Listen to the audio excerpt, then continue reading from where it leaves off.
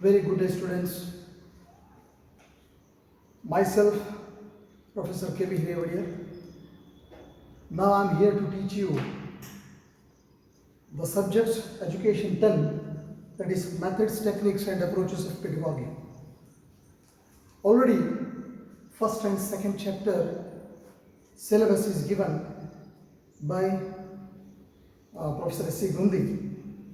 Now I am here to deliver the concept of Unit 3 and Unit 4.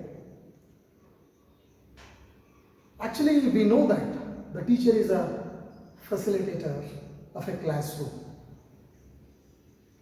But most of the time, we easily forget that teacher is a facilitator. We say that the teacher is teaching, he is delivering words, and he conveys so many things. But for all these things, you can say that the teacher is a facilitator. Because this chapter actually says about the teaching and teacher as a facilitator. So this concept actually I am telling you is techniques of teaching, questioning, discussing, role playing and brainstorming. ಈ ಮೂರನೇ ಅಧ್ಯಾಯದೊಳಗೆ ನಾವು ಒಂದು ವಿಸ್ತೃತ ರೀತಿಯೊಳಗೆ ಹೇಳ್ತೇವೆ. ಏನು ಅಂದರೆ, ಶಿಕ್ಷಕ ಅಂತಕ್ಕಂಥವನು ವರ್ಗಕೋಣೆಯಲ್ಲಿ ಮಕ್ಕಳಿಗೆ, ವಿದ್ಯಾರ್ಥಿಗಳಿಗೆ ಅನುಕೂಲಕರ ರೀತಿಯೊಳಗೆ ವಿಷಯಗಳನ್ನು ತಿಳಿದುಕೊಳ್ಳುವಂತೆ ಮಾಡುವಂತಹ ಒಬ್ಬ ಪ್ರೇರಕ ವ್ಯಕ್ತಿ ಆತ. ಯಾಕೆಂದರೆ ನಾವು ಅಂತೇವೆ ಏನಂದರೆ, ಶಿಕ್ಷಕರು ನಮಗೆ ಪ್ರೇರಣೆ ಅಂತ. Because we are inspired by our teachers, our beloved teachers. ಅಂಥ ಸಂದರ್ಭಗಳು ಹೇಗೆ ಬರ್ತಾವೆ ನಮಗೆ ಅಂತಂದರೆ, ನಿಜಕ್ಕೂ ಶಿಕ್ಷಕನಾಗಿರ್ತಕ್ಕಂಥವನು ಆ ರೀತಿ ವರ್ತಿಸಿದರೆ, ಆ ರೀತಿ ಆ ಪಾಠವನ್ನು ಒಂದು ವರ್ಗ ಕೋಣೆಯಲ್ಲಿ ಮಾಡಿದ್ರೆ ಮಾತ್ರ ಆ ಒಂದು ಸ್ಥಾನಕ್ಕಾಗಲಿ, ಅವನ ವ್ಯಕ್ತಿತ್ವಕ್ಕಾಗಲಿ ನಿಜಕ್ಕೂ ಬೆಲೆ ಬರುತ್ತೆ. ಒಂದಂತೂ ಸತ್ಯ, ನಾವು ಈ ಒಂದು ಅಧ್ಯಾಯದೊಳಗೆ ಹೇಳ್ತೇವೆ. ಏನು ಅಂತಂದರೆ, ನಾನು ಮೊದಲು ಹೇಳಿದೆ ಏನು ಅಂತಂದರೆ, ಈ ಯೂನಿಟ್ 1 ಆ್ಯಂಡ್ ಯೂನಿಟ್ 2 ಗೊಂದಿ ಸರ್ ಅವರು ಹೇಳಿದರು. ಈಗ ನಾನು ಹೇಳ್ತಕ್ಕಂಥದ್ದು ಒಂದು teaching as a facilitation and ನಾವು actually the teacher as a facilitator. ಶಿಕ್ಷಕನಾಗಿರ್ತಕ್ಕಂಥ ಒಬ್ಬ ಅವನು ಅನುಕೂಲಕಾರ ಒಂದು ವರ್ಗಕೋಣೆಯೊಳಗೆ. ನಿಮಗೆಲ್ಲರಿಗೂ ಕೂಡ ಒಂದು ಹಂತದಲ್ಲಿ ಒಂದು ವಿಷಯವನ್ನು ನಿಮ್ಮ ಬಹಳ ಒಂದು ಮನಮುಟ್ಟುವ ರೀತಿಯೊಳಗೆ ಪಾಠವನ್ನು ಮಾಡುವಂತಹ ಒಂದು ಸಂದರ್ಭವನ್ನು ಸೃಷ್ಟಿಸುವ ಅಂತಕ್ಕಂಥ. ಅಲ್ಲಿ ಹೇಳ್ತಾರೆ ಒಂದು ತಂತ್ರ ಅಂತ ಬಂದಾಗ ಪ್ರಶ್ನಿಸುವಿಕೆ ಅಂತ, ಕ್ವಶನಿಂಗ್ ಅಂತ ಹೇಳ್ತಾರೆ, ಪ್ರಶ್ನಿಸುವಿಕೆ ಅಂತಕ್ಕಂಥ. ಯಾಕಂದರೆ ಪ್ರಶ್ನಿಸುವಿಕೆ ಅಂತಕ್ಕಂಥದ್ದು ಒಂದು ತಂತ್ರ. ಸುಮ್ಮನೆ ಒಂದು ಪ್ರಶ್ನೆಗಳನ್ನು ಕೇಳೋದಲ್ಲ. ಒಂದು ವರ್ಗಕೋಣೆಯೊಳಗೆ ನಾವು ಯಾವುದೋ ಒಂದು ವಿಷಯವನ್ನು ಚರ್ಚೆ ಮಾಡಬೇಕಾದ್ರೆ, ಒಂದು ವಿಷಯದ ಬಗ್ಗೆ ಬಹಳಷ್ಟು ಅತ್ಯಂತ ಕರತಲಾಮಲಕ ರೀತಿಯೊಳಗೆ ಆ ಒಂದು ಪಾಠವನ್ನು ನಾವು ಒಂದು ವರ್ಗಕೋಣೆಯಲ್ಲಿ ಮಾಡಬೇಕಾದ್ರೆ ಅದಕ್ಕೆ ಸಂಬಂಧಪಟ್ಟಂತೆ ಕೆಲವು ಪ್ರಶ್ನೆಗಳನ್ನು ವಿಮರ್ಶಾತ್ಮಕ ರೀತಿಯೊಳಗೆ ಕೇಳಬೇಕಾಗ್ತಕ್ಕಂಥದ್ದು. That means your questions are suppose to be asked in the classroom and these are critic. Because the criticism is an art. My dear students, criticism is an art. ವಿಮರ್ಶೆ ಅಂತಕ್ಕಂಥದ್ದು ಒಂದು ಕಲೆ. ಅದನ್ನು ವರ್ಗಕೋಣೆಯಲ್ಲಿ ಅದೇ ರೀತಿಯೊಳಗೆ ನಾವೇನು ಮಾಡ್ತೇವೆ, ಬಳಕೆಯನ್ನು ಮಾಡ್ತೇವೆ. ಆ ಪ್ರಶ್ನಿಸುವಿಕೆಯ ತಂತ್ರವನ್ನು ಮಕ್ಕಳಿಗೆ ತಿಳಿದು ಹೇಳ್ತಕ್ಕಂಥದ್ದು, ಚರ್ಚೆ ಮಾಡ್ತೇವೆ. We are discussing in the class room. ವಿಷಯಗಳು ಆಹ್ಲಾದಕರ ರೀತಿಯೊಳಗೆ ಚರ್ಚೆ ಆಗಬೇಕು, ವಿಸ್ತೃತ ರೀತಿಯೊಳಗೆ ಅವು ಏನಾಗಬೇಕು, ಮಂಡನೆ ಆಗಬೇಕು. ಜೊತೆಗೆ ಅವು ಬಹಳಷ್ಟು ಅರ್ಥಪೂರ್ಣ ರೀತಿಯೊಳಗೆ ಡೆಲಿವರ್ ಆಗಬೇಕು ಅಂತ. ಅದು ಈ ಸಿಲೆಬಸ್ ಹೇಳ್ತಕ್ಕಂಥದ್ದು. ಮತ್ತು ಮುಂದೆ ಬಂದು ಏನಾಗುತ್ತೆ ಅಂದರೆ, ಒಂದು what we are calling as brainstorming ಅಂತ. Solve problem are you are making decision ಅಂತ. ಒಂದು ನಿರ್ಧಾರಕ್ಕೆ ಬರ್ತಾರೆ, ಒಂದು ನಿರ್ಧರಿಸುವಿಕೆಗೆ ಬರ್ತಾರೆ. ಅದನ್ನು ಮೆದುಳು ಸಂಚಲನ ಅಂತ ಕೂಡ ಕರೀತಾರೆ. ಆ ವಿಷಯವನ್ನು ಇದೇ ರೀತಿಯೊಳಗೆ ನಾವೇನು ಮಾಡ್ತೇವೆ, ನಿರ್ಧಾರ ಮಾಡ್ತೇವೆ. ಅದು ವರ್ಗಕೋಣೆಯಲ್ಲಿ being a teacher you have to make students to think in a proper way. ಅದು ಬಹಳ ಮುಖ್ಯವಾಗಿರ್ತದೆ. ಇನ್ನು ಮುಂದಿನ ಒಂದು ಸಬ್ ಯೂನಿಟ್ಗೆ ಹೋದಾಗ ನಮಗೆ ಹೇಳ್ತಾರೆ ಅಂತ ಏನಂದರೆ, ದ ಮ್ಯಾಕ್ಸಿಮ್ಸ್ ಆಫ್ ಟೀಚಿಂಗ್ ಅಂತ, ಅಂದರೆ ಬೋಧನೆಯ ತತ್ವಗಳು ಅಂತಕ್ಕಂಥ. ಈಗಾಗಲೇ ಮೊದಲನೇ ಪತ್ರಿಕೆಯೊಳಗೆ ದೇಶಪಾಂಡೆ ಸರ್ ಅವರು ಆ taxing, the method of taxing ಬಗ್ಗೆ ಹೇಳಿದ್ದಾರೆ. ಸೊ ಅದನ್ನು ನಾನು ಹೆಚ್ಚು ಹೇಳಲಿಕ್ಕೆ ಹೋಗೋದಿಲ್ಲ. ಸೊ ಹಾಗಾಗಿ ಒಂದು ಅರ್ಥದೊಳಗೆ ಹೇಳ್ತೀವಿ, ಬೋಧನೆಗೆ ವಿಶಿಷ್ಟವಾಗಿರ್ತಕ್ಕಂಥ ತತ್ವಗಳನ್ನು, ಪ್ರಿನ್ಸಿಪಲ್ಸ್ ಅಂತ ಕರಿತೀವಿ. ಆ ತತ್ವಗಳನ್ನು ಅಳವಡಿಸಿಕೊಂಡು ಪಾಠ ಮಾಡ್ತಕ್ಕಂಥದ್ದು. ಇನ್ನು ಬೋಧನಾ ವಿಧಾನಗಳು ಅಂತ, the method of teachings, because we know that ಕೆಲವೊಂದು ಒಂದು ವಿಧಾನದ ಮೂಲಕ ಪಾಠವನ್ನು ಮಾಡ್ತಕ್ಕಂಥದ್ದು. ನಾವು ಹೇಳ್ತೇವೆ ಏನು ಅಂತಂದರೆ inductive method and deductive method ಅಂತ. ಅಂದರೆ ಇಂಡಕ್ಟಿವ್ ದ ಸೆನ್ಸ್ ನಾವಲ್ಲಿ ಹೇಳ್ತೇವೆ ಅನುಗಮನ ಪದ್ಧತಿ. ಅಂದರೆ ಮೊದಲಿಗೆ ಒಂದು ಉದಾಹರಣೆಗಳ ಮೂಲಕವನ್ನು ಪಾಠ ಮಾಡೋದು, ಅಲ್ಲಿ ರೀತಿ ರಿವಾಜುಗಳು ಅಥವಾ ಒಂದು ನೀತಿ ನಿಯಮಗಳನ್ನು ಉಲ್ಲೇಖ ಮಾಡದೆ ಪ್ರಪ್ರಥಮ ಬಾರಿ ಒಂದು ಉದಾಹರಣೆಗಳ ಮೂಲಕ ಪಾಠ ಮಾಡ್ತಕ್ಕಂಥದ್ದು.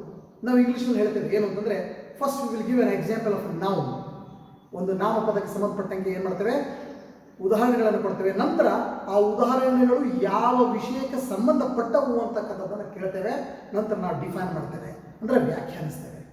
The such same manner deductive means ಅಲ್ಲಿ ನಾವೇನು ಮಾಡ್ತೇವೆ, ರೀತಿ ನೀತಿ ನಿಯಮಗಳ ಮೂಲಕ ಒಂದು ಅಧ್ಯಯನ ವ್ಯಾಖ್ಯಾನಿಸ್ತೇವೆ, ನಂತರ ಉದಾಹರಣೆಗಳನ್ನು ಕೊಡ್ತೇವೆ. ಇನ್ನು ಇದರೊಳಗೆ ನಾವು ಮತ್ತೆ ಮುಂದುವರೆದು ಹೇಳ್ತೇವೆ ಏನಂತಂದರೆ ಒಂದು ಪ್ರಾಯೋಗಿಕ ವಿಧಾನವನ್ನು ಮಾಡ್ತಕ್ಕಂಥದ್ದು. Because it's a kind of a practical sense demonstrative part ಅಂತ ನಮಗೆ ಗೊತ್ತಿದೆ. ಬಿ ಎಡ್ ಆಗ್ತಕ್ಕಂಥದ್ದು ಹೇಗೆಂದರೆ ಯಾವಾಗಲೂ ಒಂದು ಪ್ರಾಯೋಗಾತ್ಮಕ ರೀತಿಯೊಳಗೆ ನಾವು ನಮ್ಮನ್ನು ತೊಡಗಿಸ್ಕೊಳ್ಳೋದು ಅಂತಕ್ಕಂಥದ್ದು. ನಾವಿಲ್ಲೆಲ್ಲ ಬಂದಾಗ ಏನು ಮಾಡ್ತೇವೆ, ಒಂದು ಪಾಠವನ್ನು ಮಾಡ್ತಾರೆ ಪ್ರಾತ್ಯಕ್ಷಿಕ ರೂಪದಲ್ಲಿ ನಾವೇನು ಮಾಡ್ತೇವೆ, ಪಾಠವನ್ನು ಮಾಡ್ತೇವೆ, ಮಕ್ಕಳಿಗೆ ತಿಳಿಸಿ ಹೇಳ್ತೇವೆ. ಸೊ ಅದನ್ನು ನಾವೇನು ಕರಿತೇವೆ, ಡೆಮೋನ್ಸ್ಟ್ರೇಟಿವ್ ಪಾರ್ಟ್ ಅಂತ ಹೇಳ್ತಕ್ಕಂಥದ್ದು. ಇದು ಕೂಡ ಇಲ್ಲಿ ಬಹಳ ಇಂಪಾರ್ಟೆಂಟ್ ಆಗಿರ್ತಕ್ಕಂಥದ್ದು. ಮತ್ತೊಂದು ಸಂಶೋಧನಾ ರೀತಿಯೊಳಗೆ, ವಿಚಾರಣಾ ರೀತಿಯೊಳಗೆ ಇನ್ಕ್ವೈರ್ ಅಂತ ಕರಿತೇವೆ, and this called research method ಅಂತ ಕರಿತೇವೆ. ಯಾಕೆಂದರೆ ಒಂದು ಅರ್ಥ ಮಾಡ್ಕೋಬೇಕು ನಾವು, ರಿಸರ್ಚ್ ಅಂತ ನನ್ನ ಶಬ್ದ ನಮಗೆ ಏನು ಹೇಳುತ್ತೆ ಅಂತಂದರೆ, ಯಾವುದು ಬಹಳ ಸತ್ಯವಾಗಿರುತ್ತೋ, ಯಾವುದು ಬಹಳ ನಿಖರವಾಗಿರುತ್ತೋ, ಯಾವುದನ್ನು ನಾವು ಮನಸಾರೆ ಒಪ್ಕೊಳ್ತೇವೋ ಅದನ್ನು ನಾನು ರಿಸರ್ಚ್ ಬೇಸ್ನಲ್ಲಿ ಏನು ಮಾಡ್ತೇನೆ, ಪರಿಗಣಿಸ್ತೇನೆ ಅಂತಕ್ಕಂಥದ್ದು. ಯಾಕೆಂತ ಹೇಳಿದ್ರೆ ಇಲ್ಲಿ ಒಂದು ಸ್ಪಷ್ಟವಾಗಿರ್ತಕ್ಕಂಥ ವಿಷಯ ಇದೆ, ಯಾವುದನ್ನು ಕೂಡ ನೀವು ಹಾಗೆ ಒಪ್ಕೊಳ್ಳೋದಿಲ್ಲ ಅಂತ. Education is a science, of course. ಐತಿಹಾಸಿಕ ಪರಂಪರೆಯಲ್ಲಿ ಚರ್ಚೆ ಮಾಡೋದು ಬೇರೆ, ಆದರೆ ವೈಜ್ಞಾನಿಕ ಒಂದು ತಳಹದಿ ಮೇಲೆ ಚರ್ಚೆ ಮಾಡೋದು ಬೇರೆ. ಹಾಗೆ ಅಂತ ಬಂದಾಗ ನಾವೇನು ಮಾಡ್ತೇವೆ, ಸಂಶೋಧನಾತ್ಮಕ ರೀತಿಯೊಳಗೆ ಚರ್ಚೆ ಮಾಡ್ತೇವೆ. With help of the research we can understand the concept ಅಂತ. ಮತ್ತೊಂದು ಹೇಳ್ತೇವೆ ಏನು ಅಂತಂದರೆ, ಇಲ್ಲಿ ಮುಂಬರೋದು ಬಂದಾಗ ಇಲ್ಲಿ ವಿ ಆರ್ ಕಾಲಿಂಗ್ ಆಸ್ ಡೈಲೆಕ್ಟಲ್ ಅಂತ ಕರಿತೇವೆ. ಉಪಭಾಷೆ ಅಥವಾ ಸಹಭಾಷೆ, ತಾತ್ವಿಕ ಭಾಷೆ ಅಂತ ಕರಿತೀವಿ ನಾವು. ಒಂದು ಪರ್ಟಿಕ್ಯುಲರ್, ಯಾಕಂದರೆ ಮುಖ್ಯವಾಗಿ we never accept the very main concept of a language, but we have to accept very subordinate concept of a language. ಅದಕ್ಕೆ ಉಪಭಾಷೆ ಅಂತ ಇದೆ. ಯಾಕಂದರೆ ಮಾನಸಿಕ ಮಟ್ಟ ಅಂತ ತಿಳ್ಕೊಂಡಾಗ ವ್ಯಕ್ತಿಗತವಾಗಿ ವಿಚಾರ ಮಾಡಬೇಕಾದ್ರೆ ಪ್ರತಿಯೊಬ್ಬರಿಗೂ ಕೂಡ ಒಂದು ಹಂತ ಅಂತ ಇದೆ. ಅದನ್ನು ನಾವು ಪರಿಗಣಿಸಿ ಪಾಠ ಮಾಡಬೇಕಾದ್ರೆ ಡೈಲೆಕ್ಚುವಲ್ ಟೀಚಿಂಗ್ ನಮಗೆ ಬೇಕೇ ಬೇಕು ಅಂತ. ಮತ್ತಿನ್ನು ಬೋಧನಾ ಕಲಿಕೆಯಲ್ಲಿ ಮುಂದುವರೆದಾಗ ನಾವೇನು ಮಾಡ್ತೀವಿ ಅಂದರೆ, ಕೆಲವೊಂದು ಆಚರಣೆಗಳನ್ನು ಮಾಡ್ತೇವೆ. Some we are celebrating some approaches like ICT based ಅಂತ ಗೊತ್ತಿದೆ. ಇವಾಗೆಲ್ಲ ಏನಾಗಿದೆ ಅಂದರೆ ಎಲ್ಲ ಕಡೆ ICT ಬೇಸ್ಡ್. ಲಾಕ್ಡೌನ್ ಆದಾಗಂತೂ ನಾವೇನಾಗಿಬಿಟ್ಟಿವಿ ಅಂದರೆ ಸಾಕಷ್ಟು ತಂತ್ರಜ್ಞಾನದ ಮೊರೆ ಹೋಗಿಬಿಟ್ಟಿದ್ದೇವೆ. Some social medias like you can say that while we are going with the recreational medias ಅಂತ ಬಂದಾಗ ಫೇಸ್ಬುಕ್, ವಾಟ್ಸಪ್ ಅಂತ ಹೋಗ್ತೇವೆ. ಒನ್ ಕಾಗ್ನಿಟಿವ್ ಸೋಷಿಯಲ್ ಮೀಡಿಯಾಸ್ ಅಂತ ಬಂದಾಗ ಝೂಮ್ ಆ್ಯಪ್ ತಗೊಳ್ರಿ, ಗೂಗಲ್ ಮೀಟ್ಸ್ ತಗೊಳ್ರಿ, or your Facebook live chats ತಗೊಳ್ರಿ. So ಇವೆಲ್ಲ these are nothing but ICT based learning ಅಂತ. ಸೊ ಇಷ್ಟೊಂದು ನಾವು ಪಾರಂಪರಾಗತವಾಗಿ ಕಲ್ತು ಬಂದಿರತಕ್ಕಂಥ ಪಾಠದ ಜೊತೆಗೆ ಈಗ ಏನಾಗಿದೆ ಅಂದರೆ ಬಹಳಷ್ಟು ಅತ್ಯಾಧುನಿಕವಾಗಿರ್ತಕ್ಕಂಥ very modernized concept of learning just we have handled ಅಂತ. ಸೊ ಇದನ್ನು ಕೂಡ ಇಲ್ಲಿ ಮಾಡ್ತಕ್ಕಂಥದ್ದು. ಇನ್ನು ನಾನು ಬಂದಾಗ ಏನು ಹೇಳ್ತಿದ್ದೆ ಅಂತ ಹೇಳಿದೆ ನಿಮಗೆ, ಏನು ಅಂತಂದರೆ ಬೋಧನೆಯಲ್ಲಿ ಒಂದಿಷ್ಟು ಆಚರಣೆಗಳು, there are some celebrations like you are maintaining. ವರ್ಗ ಕೋಣೆಯಿಂದ ಬಂದಾಗ ಹೀಗೆ ಪಾಠ ಮಾಡಬೇಕು, ವರ್ಗ ಕೋಣೆಯಲ್ಲಿ ಇದೇ ರೀತಿ ನಾವು ಪಾಠ ಮಾಡಬೇಕು ಅಂತಕ್ಕಂಥದ್ದು ಎಲ್ಲೂ ಕೂಡ ನಮೂದಾಗಿಲ್ಲ. ಮಕ್ಕಳ ಮಾನಸಿಕ ಮಟ್ಟ, ನಿಮ್ಮ ಬೋಧನಾ ವಿಧಾನಗಳು, ನೀವು ಅನುಸರಿಸಿಕೊಂಡು ಬಂದಿರತಕ್ಕಂಥ ನಿಮ್ಮದೇ ಆಗಿರತಕ್ಕಂಥ ವಿಧಾನಗಳು, our own methods of teaching, because most of the time we can understand whatever I am teaching in the classroom is very near to my students' mental level. Now ಒಂದಂತೂ ಅರ್ಥ ಆದ್ರೆ ಸಾಕು, ಏನಂದರೆ after my teaching the student has to understand whatever the concept which is taught in the classroom by my teacher, I am completely understood ಅಂತ. So this is nothing but the greatest satisfaction in the classroom. ಇನ್ನು ಕೊನೆಯ ಒಂದು ಹಂತಕ್ಕೆ ಬಂದಾಗ, ಅಂದರೆ ಆ ಒಂದು ಚಾಪ್ಟ್ರಿಗೆ ಬಂದಾಗ, ಯೂನಿಟ್ 4 ಅಂತ ಬಂದಾಗ ನಾವು ಹೇಳ್ತೇವೆ ಏನಂದರೆ ಟೀಚಿಂಗ್ ಲರ್ನಿಂಗ್ ಮಟೀರಿಯಲ್ಸ್ ಅಂತ. ಅಂದರೆ ಬೋಧನಾ ಕಲಿಕಾ ಸಾಮಗ್ರಿಗಳು ಅಂತ. ಬೋಧನೆ ಮತ್ತು ಕಲಿಕೆ ಅಂತಕ್ಕಂಥದ್ದು ಇತ್ತೀಚಲಾಗಿ ಬಂದಾಗ ನಾವೇನಾಗ್ಬಿಟ್ಟು ಅಂದರೆ ಎರಡನ್ನೂ ಕೂಡ ಸಮಾನ ಶ್ರೇಣಿಯಲ್ಲಿ ನಾವೇನು ಮಾಡ್ತೇವೆ, ತೂಗು ನೋಡ್ತೇವೆ. We are comparing both concept in ones like from teaching to learning as a learning to teaching. ಇಲ್ಲಿ ಒಂದು ವಿಚಾರ ನಮ್ಗೆ ಅನಿಸುತ್ತೆ ಏನಂತಂದರೆ, ಒಂದು ಪರಿಕಲ್ಪನೆ ಅಂತ ಬಂದಾಗ ಅದರ ವಿಧಗಳು, ಅದರ ಮಹತ್ವ, ಅದರ ಪ್ರಕಾರಗಳು, ಅದನ್ನು ಒಂದು ರೀತಿ ನಾವು ಮಾಡುವಂಥ ವ್ಯಾಖ್ಯಾನ, ಇವುಗಳಲ್ಲಿ ಏನು ಹೇಳಬೇಕಾಗಿದೆ. ಬೋಧನೆ ಅಂದಾಗ ಒಂದು ವಿಶಿಷ್ಟವಾಗಿರತಕ್ಕಂಥ ಕಲ್ಪನೆಯನ್ನು ವರ್ಗಕೋಣೆಯಲ್ಲಿ ಮಕ್ಕಳಿಗೆ ಬಿಂಬಿಸ್ತಕ್ಕಂಥ ಒಂದು ಸಣ್ಣ ಪ್ರಯತ್ನ ನೀವು ವರ್ಗಕೋಣೆಯಲ್ಲಿ ಮಾಡಲಿಕ್ಕೆ. ಸೊ ಅದನ್ನು ಹೇಳ್ತಕ್ಕಂಥದ್ದು ಇದು ಕಾನ್ಸೆಪ್ಟು. ಇನ್ನು ಮುಂದುವರೆದು ಬಂದಾಗ ಹೇಳ್ತಾರೆ ಮುದ್ರಿತ ಸಾಮಗ್ರಿಗಳು ಅಂತ ಕರಿತೀವಿ. We are calling as a printing materials ಅಂತ. Specially like textbooks, reference books and even self instructional models ಅಂತ. ಆಧಾರ ಗ್ರಂಥಗಳು, ಸ್ವಯಂಸೂಚಿತ ಘಟಕಗಳು, ಪಠ್ಯ ಪುಸ್ತಕಗಳು. ಸೊ ಇವುಗಳಿಗೆಲ್ಲ ಏನಾಗ್ತಾವಾಗಿದೆ, ಇವಾಗಂತೂ ನಾವು ಎಲ್ಲಿ ಹೋಗ್ಬಿಟ್ಟಿದೆ ಅಂದರೆ just will reached e learning materials ಅಂತ. Nowadays we reached e learning materials and almost all libraries, our reading rooms consisted with what?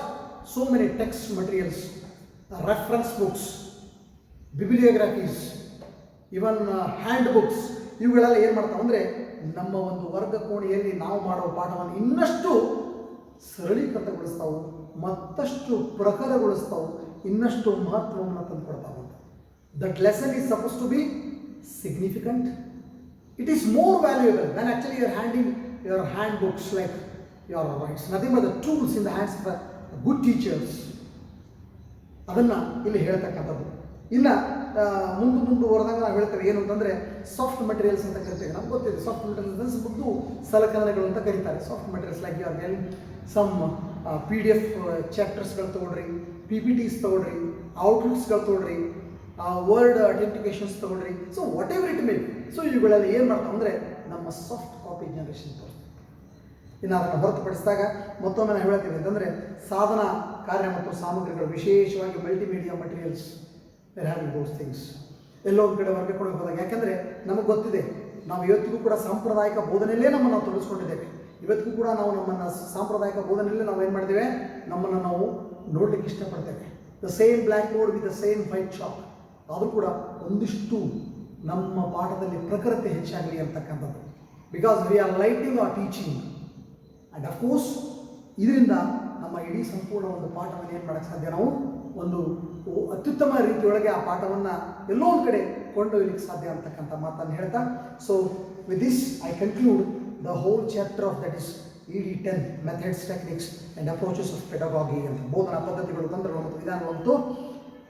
ಯಾಕಂದರೆ ಈ ಒಂದು ಹಂತದಲ್ಲಿ ನಾವು ಬಹಳಷ್ಟು ಅಂದ್ಕೊಳ್ತೇವೆ, ಯಾಕಂದರೆ it's a very technical oriented teaching ಅಂತ. ಅದೇ ತಂತ್ರಜ್ಞಾನದ ಒಂದು ಆಚರಣೆಗಳಿಗೆ ಪಾಠವನ್ನು ಮಾಡ್ತಕ್ಕಂಥದ್ದು. So once again so will be there for you for the next concept of teaching. This I conclude my syllabus chapter.